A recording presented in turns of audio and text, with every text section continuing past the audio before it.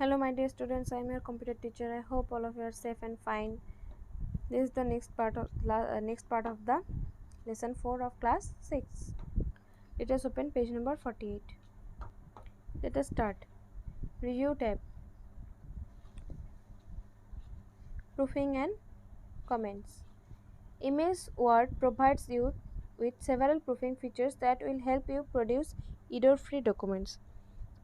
The MS Word provides us several proofing features that helps us to produce error-free documents. By default, Word automatically checks your document for spelling and grammar errors.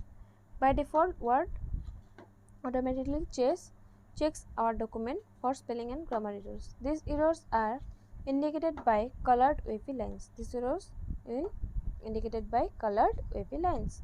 The blue line indicates a contextual spelling error.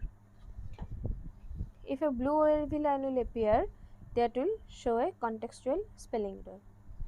A contextual spelling error is when an incorrect spelling of a word is chosen. So, contextual spelling error is an error when an incorrect spelling of a word is chosen. When you choose an incorrect spelling of a word. For example, if I write Dear Mr. Khanna at the beginning of a letter, dear is a contextual spelling error. Here dear is the contextual spelling error as it would be dear, D-E-A-R, dear. D-E-A-R, dear is spelled correctly, but it is used incorrectly in this context. In this context, D-E-A-R, dear spelling is incorrect. The dear spelling should be D-E-A-R. The red line indicates a misspelled word. And when red wavy line will appear, this will indicate a wrongly spelled word. The green line indicates a grammatical error, and when a green wavy line will appear, that will show a grammatical error. To use the spelling check feature, follow the steps. To use the spelling check feature, we have to follow the steps given here. First step is click the underlined word, a menu will appear. In the first step, we have to click on the underlined word, and then a menu will appear. Select the correct spelling of the word from the listed suggestions. There will be many suggestions for the word. Then we have to correct spelling of the word. Choose the correct spelling of the word. Left click your mouse on the word. Then you have to click on the click the left button of the mouse. It will appear in the document. Then the spelling will appear in the document. Next, open page number 49. You can also choose to ignore an underlined word to add to dictionary or go to the spelling dialog box. You can choose from different options given here like ignore, add to dictionary and spelling. Or we can go to the spelling dialog box. Similarly, you can use the grammar check feature.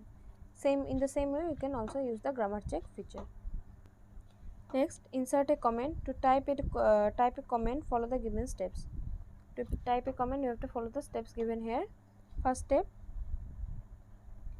select the text or item that you want to comment on or click at the end of the text. First, you have to select the text or item that on which we have to comment on. Or you can also click on the end of the text. On the review tab in the comments group, click new comment, and then we have to click on the new comment option of the comments group on the review tab. Step 3, type the comment text in the comment balloon or in the reviewing pane. Then we have to type the comment text in the comment balloon or in the reviewing pane. Next, delete a comment. To quickly delete all comments in a document, we have to follow the steps given here. Click a comment in the document. We have to click on the comment of the document. On the review tab in the comments group, click the arrow below delete and then the delete all comments in document. Then you have to click on the delete all comments in document. Then you have to click on the arrow below the delete option of the comments group on the review tab, and then you have to click on the delete all comments in document. To quickly delete a comment, right click the comment and then click delete comment. To very quickly delete a comment, we have to click right click on the comment and then click on the delete comment option. This is also important. Next, some keywords are given for the lesson here. Let us learn. Index is a list of keywords found in the document along with the page numbers and the words appear on. Index is the list of keywords found in the document along with the page numbers. Mail merge is a useful tool that allows you to easily produce multiple letters, labels, envelopes, etc. using information stored in a list, database or spreadsheet. Mail merge is a very useful tool that allows us to easily produce multiple letters, labels and envelopes, etc. by using information stored in a list or database or a spreadsheet. Recipients list contains the information of the recipients for whom the letters are being personalized. Recipient list are the information of the recipients for whom we have write the letter. Caption is a line of text that appears below an object or describe it. Caption is a line of text that appears below an object to describe that object.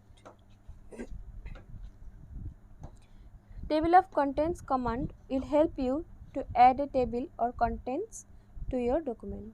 The table of contents command helps us to add a table of contents to our document. We use footnote, endnotes in printed documents to explain, comment on or provide more details about a word or phrase in the document. The footnotes and endnotes in a print are used to explain or comment or provide some more details about a word or phrase in a document. Main document and data source are two main components required for mail merge. The main document and data source are the two main components required for mail merge.